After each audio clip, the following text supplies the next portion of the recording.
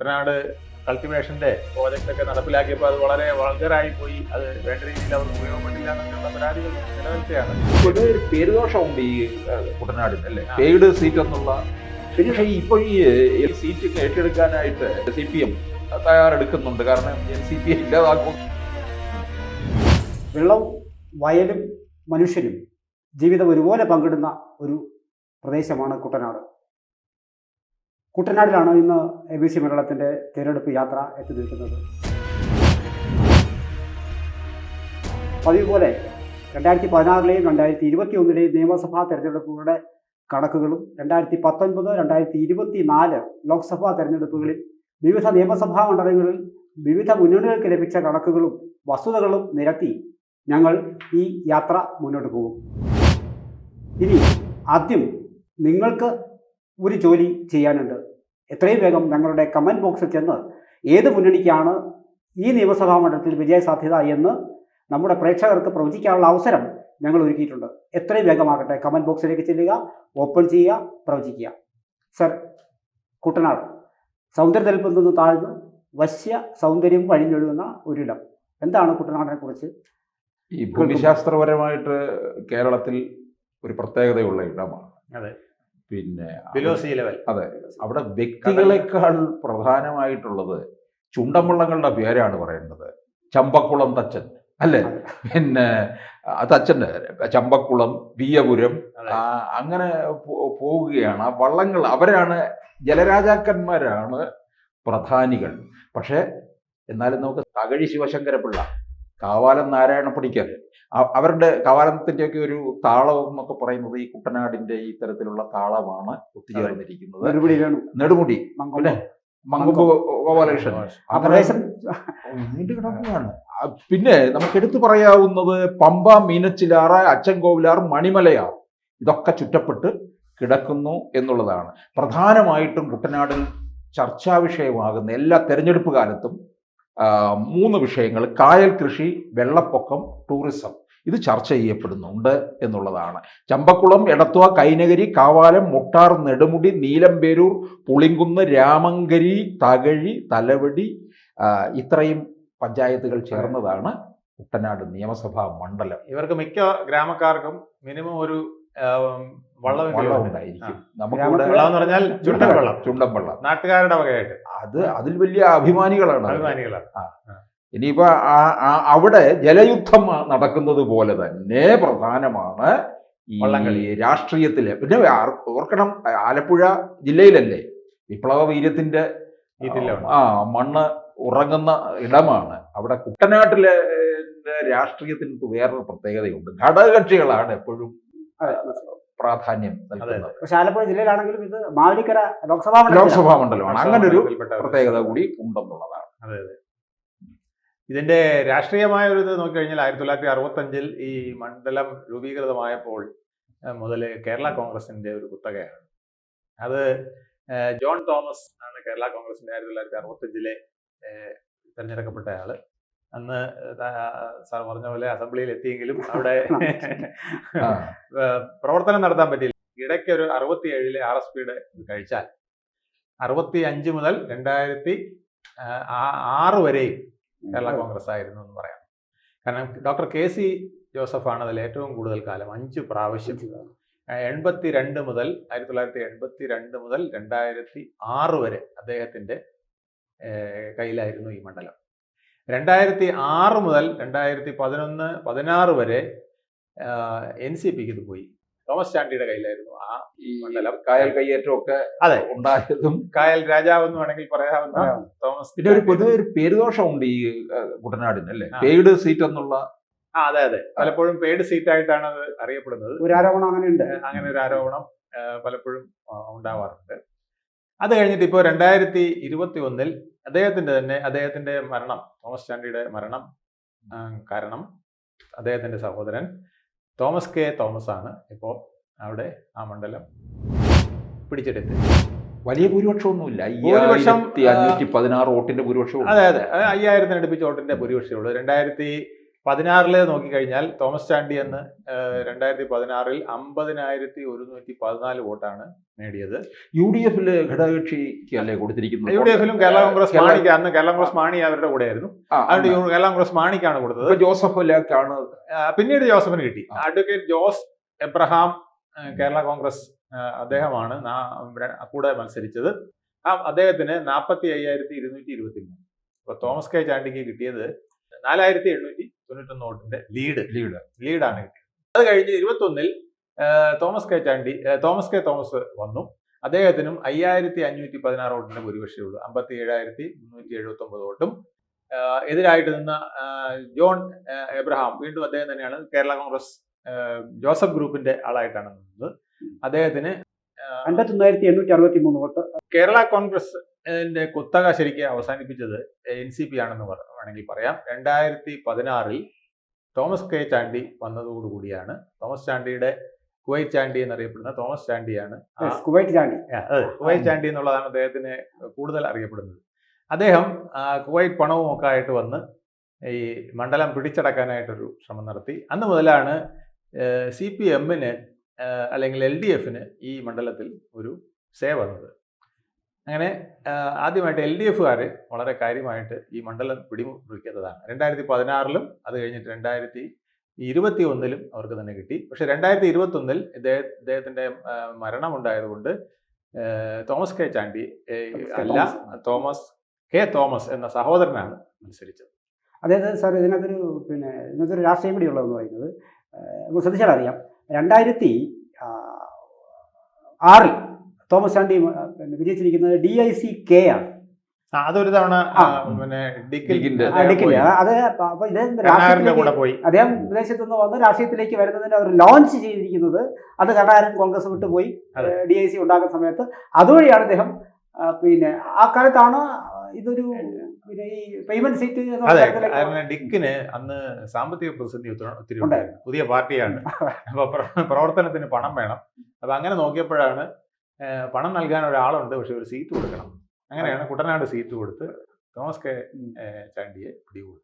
പക്ഷേ ഇപ്പോൾ ഈ LDF ഈ സീറ്റ് ഏറ്റെടുക്കാനായിട്ട് അല്ല CPM തയ്യാറെടുക്കുന്നുണ്ട്. കാരണം NCP ഇല്ലാതാക്കുമെന്ന് ഒരു സംശയം ഉണ്ട്. രണ്ട് സീറ്റല്ലേ ഉള്ളത്, പ്രസക്തി നഷ്ടപ്പെട്ടിരിക്കുകയാണ്. ഒന്ന് ശശീന്ദ്രനെ ഇനിയിപ്പോൾ നിർത്തും എന്ന് തോന്നുന്നില്ല. അതിനെതിരെ മുറവിളികൾ തുടങ്ങിക്കഴിഞ്ഞു. ആലത്തൂർ ആലത്തൂര് ഇങ്ങോട്ടാണ്. അപ്പോൾ ഇവിടെ അതുപോലെ തന്നെ ഇവർക്ക് ഏറ്റെടുത്താൽ കൊള്ളാമെന്നുണ്ട്. കാരണം നമ്മൾ പലപ്പോഴും ചർച്ച ചെയ്തിട്ടുള്ളതാണ് ഈ ഘടകകക്ഷികളെ CPM ഒരു വിഴുങ്ങാനുള്ള സാധ്യത കൂടുതലാണെന്നുള്ളത്. അതിപ്പോ ഇന്ത്യയിൽ മൊത്തത്തിലൊരു ടെൻഡൻസി അങ്ങനെയുണ്ട്. ചെറിയ കക്ഷികളുടെ പ്രസക്തി നഷ്ടപ്പെട്ടുകൊണ്ടിരിക്കുകയാണ്. ദേശീയ തലത്തിലും അങ്ങനെ തന്നെയാണ്. ഇനി സാവകാശത്തിൽ കേരളത്തിലും അങ്ങനെ വരും. നമുക്ക് പ്രേക്ഷകർക്ക് വേണ്ടി പെട്ടെന്നൊരു ഓട്ടപ്രദക്ഷിണം അത് വച്ചു കഴിഞ്ഞാൽ 2016 2021 കണക്കുകൾ ഒന്ന് വളരെ പെട്ടെന്ന് പറഞ്ഞു പോകാം. 2016 പോൾ ചെയ്തത് 78.8%, 2021 അത് 74% വോട്ട് കുറേ ആൾക്കാരുടെ ഒരു സ്വഭാവം പറയുകയാണ് കുട്ടനാട് ദേശക്കാരുടെ. അത് വിജയിച്ച സ്ഥാനാർത്ഥി തോമസ് ചാണ്ടിക്ക് അന്ന് 38.5% വോട്ട് ലഭിച്ചിരുന്നെങ്കിൽ തോമസ് കെ തോമസ് എത്തിയപ്പോഴത്തേക്കും എനിക്കൊന്ന് ആ ഒരു ആനുകൂല്യമൊക്കെ കിട്ടിയിരുന്നു മരണപ്പെട്ടതിന് ശേഷമുള്ള. അത് 45.67 ആയിട്ട് മാറുന്നു. ലേശം ഒന്ന് ഭൂരിപക്ഷത്തിൽ വർധന ഉണ്ടായിരുന്നു. 4,893 ഉള്ളത് പറയുന്നത് 2021 വരുമ്പോൾ 5,516 മാറുന്നു. അവിടെ നമ്മൾ ശ്രദ്ധിക്കപ്പെടുന്ന ഒന്നൊരു കാര്യം എന്ന് പറയുന്നത്, രണ്ടാം സ്ഥാനത്ത് വന്ന അഡ്വക്കേറ്റ് ജേക്കബ് എബ്രഹാമിന് 45,000 പരം വോട്ടുകളാണ് അന്ന്. മോശമല്ല എന്നാണ് ഞാൻ പറഞ്ഞു വരുന്നത്, കണക്കുകൾ ചൂണ്ടിക്കാണിച്ച്. പിന്നെ അത് വീണ്ടും 2021 വരുമ്പോൾ അഡ്വക്കേറ്റ് ജേക്കബ് എബ്രഹാമിന് 51,863, വളരെ ഒരു 5,000 വോട്ടിന്റെ ഭൂരിപക്ഷമായിട്ട് മറിക്കാവുന്ന ഒരു സംഭവമാണ്. ഇനിയും നമ്മൾ ശ്രദ്ധിക്കേണ്ട കാര്യം എന്ന് പറയുന്നത്, തേർഡ് പ്രൈസ് വന്നിരിക്കുന്നത് BDJS-ന്റെ 2 തവണയും 2021 2016 BDJS ആണ്. അതിൽ 2016 33,000 പരം വോട്ടുകളാണ് BDJS. നമ്മൾ പല മണ്ഡലങ്ങൾ നോക്കുമ്പോൾ BDJS-ന് നിസ്സാരമായ വോട്ടുകളൊക്കെയാണ് ലഭിക്കുന്നത്. പക്ഷേ ഇവിടെ അങ്ങനെ അല്ല. വീണ്ടും അത് കുറഞ്ഞെങ്കിൽ കൂടിയും 15,000 വോട്ടുകൾ അടുത്ത തവണ അവർ പിടിച്ചിട്ടുണ്ട്. അത് ഞാൻ പറഞ്ഞല്ലോ, അപ്പോഴുള്ളൂ ഈ സഹതാപത്തിൻ്റെ ഒരു മേമ്പൊടി കൂടെ ഉണ്ടായിരുന്നു. അതുകൊണ്ടായിരിക്കും അതവിടെ പോയത്. വോട്ടുകൾ പലപ്പോഴും അങ്ങോട്ട് മറിഞ്ഞു പോകാനുള്ള സാധ്യതയുണ്ട്. എങ്കിൽ പോലും BDJS-ന് ലേശമൊന്ന് സ്വാധീനമുള്ള അപൂർവം ചില മണ്ഡലങ്ങളിൽ ഒന്നാണ് എന്ന് ഇത് നമുക്ക്. ഈ ഇടയ്ക്ക് BJP ഷോൺ ജോർജിന്റെ പേരൂടെ പറയുന്നുണ്ടായിരുന്നു. ഇവിടെയോ? പറഞ്ഞിട്ടിരുന്നു. Okay okay. ക്രൈസ്തവ വോട്ടുകൾ ഉണ്ട് അവിടെ. കർഷക വോട്ടുകളുണ്ട്. അത് വോട്ടുകളുണ്ട്. BJP പക്ഷേ വോട്ട് കിട്ടുന്നുണ്ട്. ഇപ്പം BDJS വഴിയാണ് എന്നുള്ളതാണ്. ഇപ്പൊ BDJS വേണ്ടി മാറ്റി വെച്ചിരിക്കും. ലോക്സഭയിലേക്ക് വരുമ്പോൾ സാർ 2019 2024 ഇത് മാവേലിക്കര ലോക്സഭാ മണ്ഡലത്തിന്റെ പരിധിയിൽ പെടുന്നതാണ് കുട്ടനാട് നിയമസഭാ മണ്ഡലം. അപ്പോൾ ആലപ്പുഴ ജില്ലയിലുമാണ്. ആലപ്പുഴ ജില്ലയിലുമാണ്. അപ്പോൾ ഈ മണ്ഡലത്തിൽ മാവേലിക്കര ലോക്സഭാ തെരഞ്ഞെടുപ്പ് 19 24 നടക്കുമ്പോൾ അതിൽ കുട്ടനാട് നിയമസഭയിൽ ലഭിച്ച വിവിധ മുന്നണികൾക്ക് ലഭിച്ച വോട്ടുകളാണ് ഇനി പറയുന്നത്. അതിനകത്ത് UDF അന്ന് ലഭിച്ചിരുന്നത് 44.4% വോട്ട് ലഭിച്ചപ്പോൾ 57,253 വോട്ടുകൾ ലഭിച്ചു. അത് LDF വന്നപ്പോഴത്തേക്കും അത് 42.3 ആവുന്നു, 52,630 വോട്ടുകൾ. ആ 2019 NDA ലഭിച്ചിരുന്നത് 11.6 ആണ്, 14,476 വോട്ടുകൾ NDA ലഭിച്ചിരുന്നു. ഒരുപക്ഷെ ഈ BDS വോട്ടുകൾ നോക്കാൻ ഏതാണ്ട് ഒത്തുപോകുന്നുണ്ട്. ഇത് 24 വന്നപ്പോൾ UDF 44-19 നേടിയത് 24 വരുമ്പോൾ 42 കുറയുകയാണ് ചെയ്യുന്നത്. 45,736 വോട്ടുകളായി കുറയുന്നു. അത് നമ്മൾ ശ്രദ്ധിക്കേണ്ടതെന്ന് പറയുന്നത് കഴിഞ്ഞ 19 ലോക്സഭാ തെരഞ്ഞെടുപ്പിനെ അപേക്ഷിച്ച് നോക്കുമ്പോൾ 10,000-ഓളം വോട്ടുകൾ UDF കുറവാണ് അവിടെ വരുന്നത്. ഇനി LDF വരുമ്പോൾ 44,865 വോട്ടുകൾ, LDF 41.2% ലഭിച്ചിരുന്നു. അവർക്കും 19 അപേക്ഷിച്ച് നോക്കുമ്പോൾ കുറവാണ് വന്നിരിക്കുന്നത്. അവിടെ സംഭവിച്ചതെന്ന് പറഞ്ഞാൽ 11.6 19 ഉണ്ടായിരുന്ന NDAക്ക് അവിടെ നില മെച്ചപ്പെടുത്താൻ കഴിഞ്ഞു. അത് 14.3 വർദ്ധിച്ചു. അതായത് നമ്മൾ ഈ പറഞ്ഞു വരുന്നത് മൂന്നാം മുന്നണി എന്നുള്ള രൂപത്തിൽ BDS ഒരു പ്രാമുഖ്യം അവിടെ ഉണ്ട്. വലിയ തോതിൽ വോട്ട് അവർക്ക് ചോർന്ന് പോകാത്ത ഒരു സ്വാധീനം താഴെത്തട്ടിൽ അവർക്കുണ്ടെന്നാണ് ഇത് കാണാൻ ഈ കണക്കുകൾ കാണുന്നത്. എന്നാൽ 25 തദ്ദേശ സ്വയംഭരണത്തിന്റെ തെരഞ്ഞെടുപ്പിന്റെ റിസൾട്ട് നോക്കുമ്പോൾ, അതിൽ പഞ്ചായത്തുകൾ തമ്മിലുള്ള കൂട്ടി നോക്കുമ്പോൾ UDF 45,760 വോട്ടാണ് കിട്ടിയിരിക്കുന്നത്. LDF 48,824 vote. അപ്പോൾ LDF ലീഡ്. 3,064 വോട്ടിന്റെ ലീഡുണ്ട്. NDA അവിടെ 22,409 വോട്ട്. അത് BJPക്ക് 22,409 വോട്ട്. ഏകദേശം 22-ൽ മേൾ, 22.5 ആയില്ല. BJPക്ക് ഇത്തവണ വോട്ട് വിഹിതം വർദ്ധിപ്പിക്കാവുന്നേ ഉള്ളൂ. ശ്രമിച്ചാൽ വോട്ട് വിഹിതം വർദ്ധിപ്പിക്കാവുന്നതേ ഉള്ളൂ. ഒരു ക്രിസ്ത്യൻ കാൻഡിഡേറ്റും കൂടെ ഒക്കെ ആണെങ്കിൽ ഒരു പക്ഷേ ചിലപ്പോൾ അവിടെ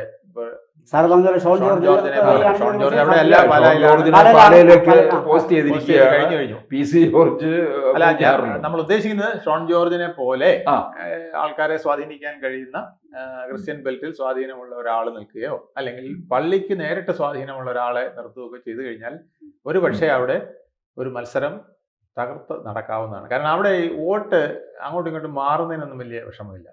ഇപ്പോൾ കേരള കോൺഗ്രസിന്റെ കുത്തകയായിരുന്ന സ്ഥലത്ത് തോമസ് ചാണ്ടി വന്നിട്ട് ഇമ്മീഡിയറ്റ് ആയിട്ട് അത് NCPക്കായിട്ട് മാറ്റാൻ അദ്ദേഹത്തിന്റെ വ്യക്തിപരമായ ചില ബന്ധങ്ങളും പിന്നെ കുറച്ച് പണത്തിന്റെ കൊഴുപ്പും എല്ലാം ഉണ്ട്. എന്തായാലും അവിടെ അത്തരത്തിൽ മാറ്റാൻ സാധിച്ചു. അത് LDF കുറേ വോട്ടും കൂടെ അദ്ദേഹത്തിന് വീണത് കൊണ്ടാണ്. അതുപോലെ തന്നെ BJPക്ക് ഒരു സ്റ്റഡി വോട്ട് അവിടെ ഉണ്ട്. ആ സ്റ്റഡി വോട്ടിന് പുറമെ ക്രിസ്ത്യൻ ബെൽറ്റിൽ കുറച്ചുകൂടെ സ്വാധീനമുള്ള ഒരാൾ കൂടെ വരികയാണെങ്കിൽ അതിന് സാധ്യത ഉണ്ട് എന്നുള്ളതാണ്. പക്ഷേ BDJS വിട്ടുകൊടുക്കുമെന്ന് അറിയില്ല. കാരണം അവരുടെ ഒരു വലിയ ബേസാണ് ഇവിടെ കുട്ടനാട്ടിൽ. ഈഴവ കമ്മ്യൂണിറ്റിക്ക് വലിയ പ്രാതിനിധ്യം ഉണ്ട്. അത് അവർ യൂസ് ചെയ്യാനായിട്ട് അവരും ശ്രമിക്കും. അതെ സാർ, ഇതിനകത്ത് ഒരു 5 തവണ വിജയിച്ച ഡോക്ടർ KC ജോസഫ് ഒടുവിൽ വിജയിക്കുന്നത് 10,000-ൽ പരം വോട്ടുകൾക്കായിരുന്നു. ആ 10,000-ൽ പരം വോട്ടുകളെ മറികടന്നുകൊണ്ടാണ് തോമസ് ചാണ്ടി ഇത് പിടിച്ചെടുക്കുന്നത് ആദ്യം. അപ്പോൾ പക്ഷേ ബാക്കി ഇത് ഒഴികെ നോക്കിക്കഴിഞ്ഞാൽ ആദ്യ തെരഞ്ഞെടുപ്പിൽ ഒഴികെ ബാക്കി എല്ലായിടത്തും 4,000, 3,000, 5,000 ഇങ്ങനെ KC ജോസഫ് ഇവിടുന്നല്ലേ പിന്നീട് അങ്ങ് വടക്കോട്ട് മാറി. അപ്പൊ അതൊക്കെ ഇവിടെ പിന്നെ നിൽക്കാൻ പറ്റില്ല എന്നായി. പിന്നെ K. കരുണാകരന്റെ ഒരു തന്ത്രമുണ്ട്. അതിന് കറക്റ്റ് ആയിട്ടുള്ള ആളിനെ പിടിച്ച് കുട്ടനാട് പിടിച്ചെടുത്തത് 2 കാര്യമാണ്. പണവും കിട്ടി, MLA കിട്ടി. ഇനിയും ഒരു മാറ്റം സംഭവിച്ച കൂടായിക ഇല്ലാത്ത സ്ഥലമാണ് വാസ്തവത്തിൽ കുട്ടനാട്. മറിക്കാവുന്നതേ ഉള്ളൂ. കാരണം കുട്ടനാടിന് ഒരു ഫ്ലെക്സിബിലിറ്റി ഉണ്ട്. UDF അവർക്ക് വലിയ പ്രതീക്ഷ വെച്ച് പുലർത്തുന്നുണ്ട്. കാരണം ഇപ്പോഴത്തെ ഈ ഭൂരിപക്ഷം കവർ ചെയ്യാം എന്നുള്ള രീതിയിൽ വരുമ്പോൾ മേൽക്കൈ ഉണ്ടെങ്കിലും അത് മാറ്റിമറിക്കാൻ കഴിയും എന്നുള്ള രീതിയിലാണ്. അല്ല, 3,000 വോട്ടിന്റെ ഡിഫറൻസേ ഉള്ളൂ. തദ്ദേശ സ്വയംഭരണ തെരഞ്ഞെടുപ്പിലെ വോട്ടും നില വെച്ച് ഈ നോക്കുമ്പോൾ സർക്കാരിന്റെ ഈ നൂലാമാലകളിൽപ്പെട്ട് ഒരുപക്ഷെ തൊഴിലാളികളുടെ ഒരുപറ്റം അവിടെ നെല്ലും കർഷകരുമാണ്. അപ്പൊ അവർക്ക് ചിലപ്പോൾ സർക്കാരിന്റെ ഈ ചില സഹായങ്ങളൊക്കെ കിട്ടുമ്പോൾ ഒരുപാട് താമസിക്കും. അതെ. പക്ഷെ നല്ല സാമ്പത്തികമായിട്ടുള്ള ഒരു MLA ആണ് അവർക്കുള്ളതെങ്കിൽ പെട്ടെന്ന് ചില പരിഹാരങ്ങളൊക്കെ അദ്ദേഹത്തിന് ചെയ്യാൻ സാധിക്കും. അത് ചിലപ്പോൾ പിന്നീട് വോട്ടായി മാറിയിരിക്കും. ഇതൊക്കെ തോമസ് ചാണ്ടിക്ക് ഗുണകരമായി വന്നതാണ്. ഇനി കാരണം ഈ ഒരുപക്ഷെ നെല്ല് സംഭരണം, നെല്ലിന്റെ താങ്ങുവില, ഇതൊക്കെ അവിടെ വലിയ പ്രശ്നമാണ്. പ്രശ്നങ്ങളാണ്. ഈ പിന്നെ നെല്ല് സംഭരണം തന്നെ ഒരു വലിയ ജോലിയാണ്. പലപ്പോഴും കൊയ്തിട്ട് ഇത് കൊണ്ടുവന്ന് കരയിൽ ഒരു ടാർപ്പാളിനിട്ട് മൂടി വയ്ക്കുന്ന അവസ്ഥയുണ്ട്. ഇത് എടുത്തുകൊണ്ട് പോയില്ലെങ്കിൽ മഴയോ മറ്റ് പ്രകൃതി പിന്നെ മറ്റ് അസൗകര്യങ്ങളോ വന്നു കഴിഞ്ഞാൽ അവരുടെ വിള നശിച്ചു പോകുന്ന സാഹചര്യം വരെയുണ്ട്. അപ്പോൾ പലപ്പോഴും ഗവൺമെന്റ് ശ്രദ്ധ അവിടെ ആവശ്യത്തിന് കിട്ടാറില്ല എന്നുള്ളതാണ്. അതുപോലെ തന്നെ ഒരുപാട് മാലിന്യം തോടുകളിലും എല്ലാം വന്ന് അതും ഒരുപാട് പ്രശ്നങ്ങൾ, രോഗങ്ങൾ, പലവിധ ബുദ്ധിമുട്ടുകൾ അവർ വലയുന്നുണ്ട്. വെള്ളപ്പൊക്കം, പിന്നെ ഈ കുട്ടനാട് കൾട്ടിവേഷന്റെ സ്വാമിനാഥൻ കൊണ്ടുവന്ന പ്രോജക്റ്റ് ഒക്കെ നടപ്പിലാക്കിയപ്പോൾ അത് വളരെ വൾഗറായി പോയി, അത് വേണ്ട രീതിയിൽ അവർക്ക് ഉപയോഗപ്പെട്ടില്ല എന്നൊക്കെയുള്ള പരാതികൾ നിലനിൽക്കുകയാണ്. എന്തായാലും കുട്ടനാട്ടുകാർ കാത്തിരിക്കുകയാണ്. ഇലക്ഷൻ അടുക്കുന്നു. വിജയസാധ്യത ആര് എന്ന് പ്രവചിക്കാനുള്ള അവസരം ഞങ്ങളുടെ പ്രേക്ഷകർക്ക് ഞങ്ങൾ നൽകിയിട്ടുണ്ട്. കമന്റ് ബോക്സിൽ നൽകിയിരിക്കുന്നു. ആദ്യം തന്നെ നൽകിയിരിക്കുന്നില്ലെങ്കിൽ കയറി ഏത് മുന്നണിക്കാണ് വിജയസാധ്യത എന്ന് നിങ്ങൾക്ക് പ്രവചിക്കാം. എത്ര വേഗമാകട്ടെ. 2026 കേരളത്തിൽ ആര് ജയിക്കും? ABC മലയാളം ഒരുക്കുന്ന ജനകീയ പോളിംഗിൽ നിങ്ങൾക്കും പങ്കാളികളാകാം. നിങ്ങൾ ചെയ്യേണ്ടത് ഇത്രമാത്രം. ഡിസ്ക്രിപ്ഷനിലും കമന്റ് ബോക്സിലും കാണുന്ന ലിങ്കിൽ ക്ലിക്ക് ചെയ്ത് നിങ്ങൾക്ക് വോട്ട് ചെയ്യാം. ദയവായി നിങ്ങൾ പോളിൽ പങ്കെടുത്തതിന് ശേഷം ആ ലിങ്ക് ഷെയർ ചെയ്യുക, ലൈക്ക് ചെയ്യുക. കേരളം 2026 ആര് ഭരിക്കുമെന്ന് നിങ്ങൾക്ക് പ്രവചിക്കാനുള്ള അവസരം നിങ്ങൾ വിനിയോഗിക്കുക. കൂടുതൽ വാർത്തകളും വിശേഷങ്ങളും നിങ്ങളിലേക്ക് എത്താൻ ABC മലയാളം സബ്സ്ക്രൈബ് ചെയ്യുക, ബെൽ ബട്ടണും അമർത്തുക.